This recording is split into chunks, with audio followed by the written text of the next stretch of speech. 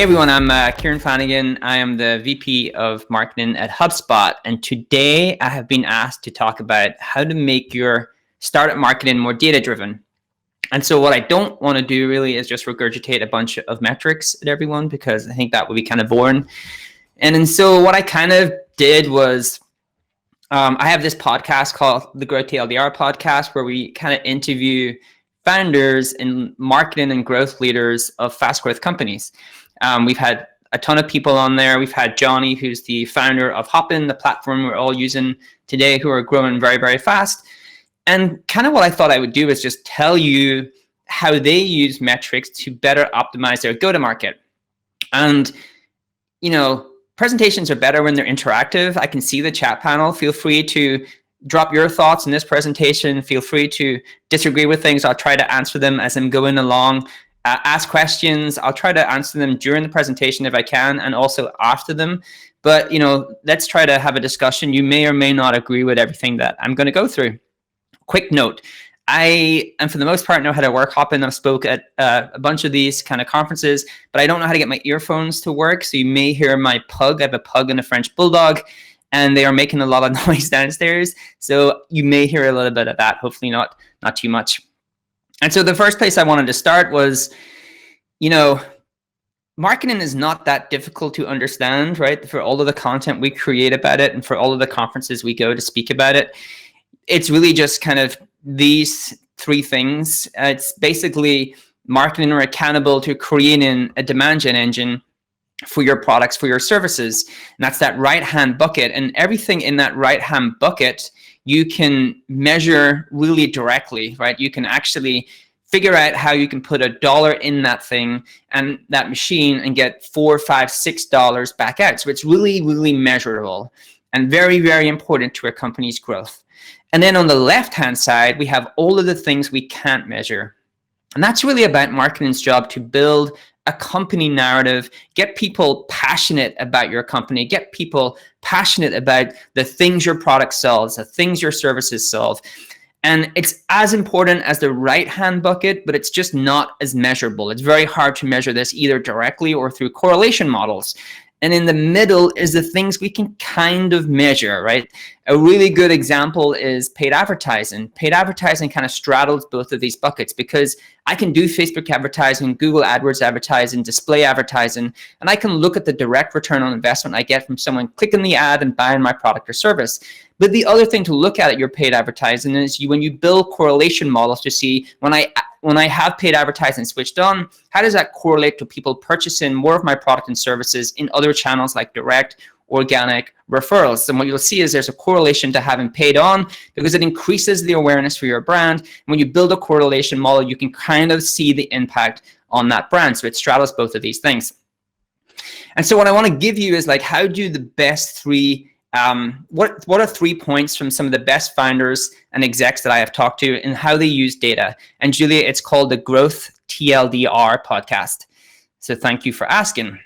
So the first thing is, we hear all of this, you know, you should be data driven, care about the data. Like, data is just data. The best companies are customer experts. They're experts on what they sell for their customers, not really experts on how they can just get all of the data you can possibly get. And this is a really great piece of advice from Andy Johns that he gives to startups on Twitter. And Andy Johns is ex-Wealthfront Twitter, just many, many great companies that he has worked at, and now is an investor.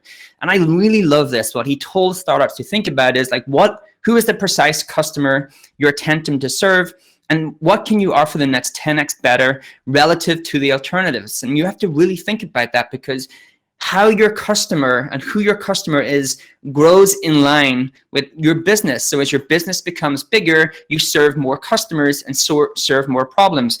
But you should always be obsessed over, how am I solving those problems in a 10x way than what's currently available on the market? And that's how you differentiate yourself.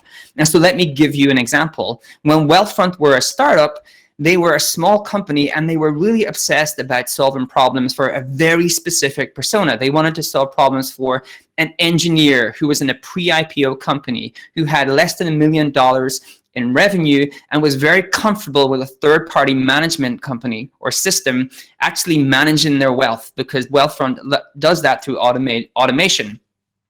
And so they thought about, how do I solve things for this person in a 10x way versus what they have available to them today. And then as they scale, because Wealthfront today manage 12 billion in assets, their customers become more broad, but they still have to be very focused on how they do that. And interestingly, we had Daniel Scrivener, who's the CEO of Flow, on the show. And he has a company that's in the productivity space. Now, productivity is a competitive space. How can you possibly grow a company in that space when it's so saturated? And he told us the same thing as Andy. He said what he does is he tries to find the features that he wants to be 10x on versus all of the other competitors and what's available to his customers in the market. And all of the other features, he's okay being good enough, but he really wants to find those ones that he wants to be 10x at. And I think that is what I see from some of the best brands in the world. They are really focused on customer versus data. And so how can you get this information from your customers, and how do you know what those things should be? Well, we talked to Aaron Corral on the show. He's a SaaS onboarding expert, and he had really great advice. He said what customers should do is they should really focus on the top 4% of their customers, the ones paying them the most money, the ones retaining, the ones who are happiest with their product, and try to understand why they find it so valuable. Solve for your best fit customers. And what questions should you ask them? There's some really great questions. If we took the product away from you tomorrow, what would you miss, right? How great of a question is that to find out the core value that people are getting from your product or services? And one of the ones I love to ask is, how were you solving this problem before purchasing the product, right? What were they doing before your product existed? And the last one that is a really great question to ask, and it's actually a great question to ask to think about how people perceive your brand. If you had to convince a friend to use this problem, how would you recommend it to them, right? That is a great question. That's how people think about your brand. That's really what your brand is in the mind of your customers, because that's how they talk about you to their colleagues. So first point, how do you be an expert on your customer versus an expert on data? The second is one of the ones that I am just most passionate about, because I see this time and time again. One of the most underappreciated talents of great leaders is prioritization. I cannot overemphasize that. That is why companies that are really world-class become world-class. It is really easy to say yes to everything, right? It is hard to tell your team that you are only prioritizing a small number of initiatives in the next coming 6 to 12 months. But most of the founders that we've talked to in the Grow TLDR are really great at prioritization. And I love this quote from Wade Foster, who came on the show. He's the CEO, co-founder at Zapier. They're a company who have just hit 50 billion, not 50 billion, I'm sure that would be a great number, 50 million in ARR last year. And what Wade said was, very rarely in companies is it all of the things they do that make them a success. It's typically one or two of those things that result in that success. Like everything else, they could do pretty poorly, and they had to because they didn't have enough resources, but not to the point where they actually failed. Right? That's really important because they have picked the things that they need to be world-class at for the next 6 to 12 months. And for fast-growing companies, prioritization of metrics, and we're talking about data and metrics here, is critical.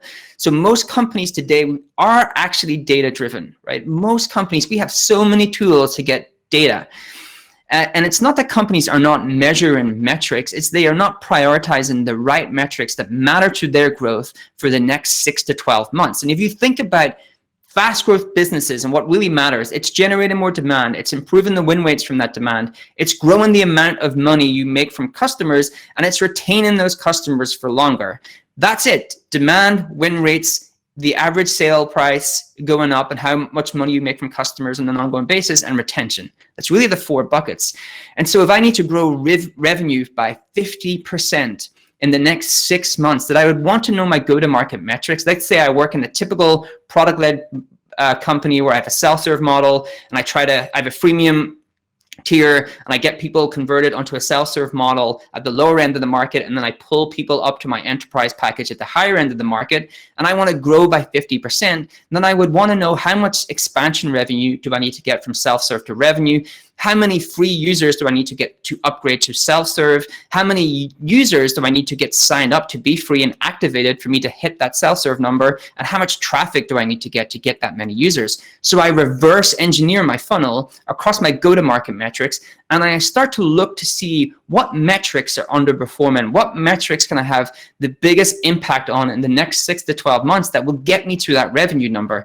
So the way the best companies do this is they get their metric, then they define their playbooks to move that metric, and then they align their people to make impact against that metric.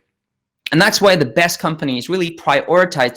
They do not peanut butter. Peanut butter means I will try to do a bit of everything, but I will not make a real impact on any one thing. So that's prioritization versus peanut butter. The last thing I wanted to talk about is pods, right? Once you have decided what the core metrics are that you want to make progress on for the next 6 to 12 months, there is this growing way that you organize people to have that most impact. So historically, the way we think about team structure, and I'm sure you can visualize it when I tell you, is this tree structure where we have a hierarchical tree structure and all of these functions are siloed into the thing that they do: marketing, sales, product, service, engineering. And so we think of them that they all just do their own work in these kind of silos. And really, as I've talked to founders of fast growth companies, they really organize differently. They organize into cross-functional pods that are dedicated around a metric. And what do I mean by cross-functional? Well, let's say that I wanted to move the amount of free users I was generating, and I wanted to really get more and more users into my free product. I may have a pod of people who are from marketing, doing paid and search, from product to help me optimize the sign-up flow and help me to figure out how to get more people from the start of the sign-up flow to the end of the sign-up flow. I might have an engineer because they need to build things for us to be able to do that and ingest data in very smart ways. So I have a cross-functional pod who have all of the resources they need to be autonomous and actually be successful against those goals. And you can see the companies at Airbnb, this is what they're utilizing. Lenny Ratiskier, who's a former head of growth at Airbnb and also a phenomenal writer, highly recommend signing up to his Substack. He said that at Airbnb, at some point, they realized their best path to growth were cross-functional teams dedicated to a problem. And that is not the only company that we've heard that from. We had the founder of Calendly on the show, Tope. We had their VP of product, Oj, and they came on, and Calendly, another phenomenal company, up to 50 million in ARR. And they also talked about how they organized these cross-functional pods across their go-to-market metrics. And they looked at them every 6 months and they said, what are the metrics that we need to move and who are the right collection of people from different teams to move those metrics. And another person we talked to recently was Adelina Peltia, who's the VP of growth at a great company in Barcelona called Hold It, a 70-person company, sell business software to SMBs and mid-market. And she has a team of 30 people who own the entire go-to-market. And she said one of the first things she did, she reorganized that team into pods, again, to have impact across these metrics, across our go-to-market. And she saw a really great upside from these different people working together cross-functionally. 2 examples. Sales and marketing were now accountable to the same metrics. They were accountable to a demand gen metric. And because they worked together, they started to learn a lot from each other because now they're in the same pod, they're in the same kind of cross-functional team. Sales got way better at automation because that's what marketing are getting great at. How do I automate a lot of this work? And they could pass that on to sales, and sales are now able to automate a lot of their flow. And what marketing got from sales was way better information about their customers because sales are on the phone all the time, hearing about the problems the product solves, hearing about the reasons they may not convert into customers. And so you learn a lot from these cross-functional pods, and it helps these different teams kind of learn from each other. So there are the 3 things that I kind of highly recommend from what I have learned from over 150 interviews from all of these great brands. And it's really, how do you be an expert in your customer, not data for the sake of data? Get the data that helps you obsess over your customers and how you solve those problems. Prioritization of a peanut butter. When you look at your go-to-market metrics and you have to be successful in the next 6 to 12 months, what one of these metrics or two of these metrics do you really want to be world class on? Just like Wade said, what are the things you want to be world class on now, and the things you're being okay at because you don't have the resources to go after? And when you've decided on those metrics, how do you align people in these cross-functional pods to be successful against those metrics? And so I am up on my 15 minutes, and I can answer some questions because we have a little bit of time. For people asking about it, it's the Growth TLDR. Hopefully you can see it now. It's the Growth TLDR podcast. And hopefully you'll continue to enjoy it. We have some great people coming on the show. So Joanne said, how would you recommend marketing for an early stage startup who don't have a product yet? So I suspect, is that building a waiting list and trying to get some hype around the product before it actually launches? There's some really great examples. Go look at some of the case studies. Some brands have done a really great job of this. Robinhood is probably one of the best examples of a company who did a huge pre-launch. Even Hopin actually have done some really interesting things. Like, their product is not that old. I think they only launched really sometime March, April when I was talking to Johnny. But if you go to Hopin, it's still in private beta because they're doing some really cool things, but they're not really doing it to get that feeling of exclusivity. They're really just growing too fast. And you can go listen to the show as Johnny talks about that. But yeah, pre-launch is all about great product marketing. One of my favorite companies who did amazing pre-launch and did great product marketing is a tool called Descript. It's a podcast tool that has a lot of AI to help podcasters improve how they do all their show notes and all of the things like that. So you can go to Descript's homepage and look at their product marketing video. I think it's one of the best I've seen this year. Marketing for apps. What's the best way of marketing an app for B2B? Should we focus on marketing our vision, mission, or the product ourselves? John, that's a really, I don't think I can answer that question in the small amount of time we have. Marketing for apps is probably a separate presentation. If anyone else has any other questions, you can flag them now. If any tips for translating data into a decision. Oh, any tips for translating data into a decision? This is really, I was talking about this with someone last night. I love that you brought that up. You know, one of the things that growth is this all-encompassing terms because every company has decided to interpret it differently. But one of the things you can learn from growth is to make a decision and be okay with being wrong and iterating and changing your mind when you get better data back, right?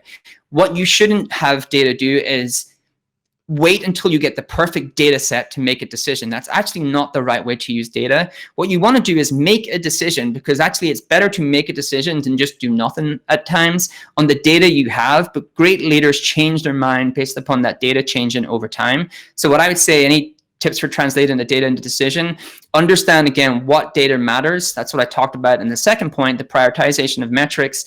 What is the most important metrics for you in the next 6 to 12 months? What is the best version of the data you have, and make a decision and be willing to change your mind if that data changes over time. Hey, Rick, great to see you on here.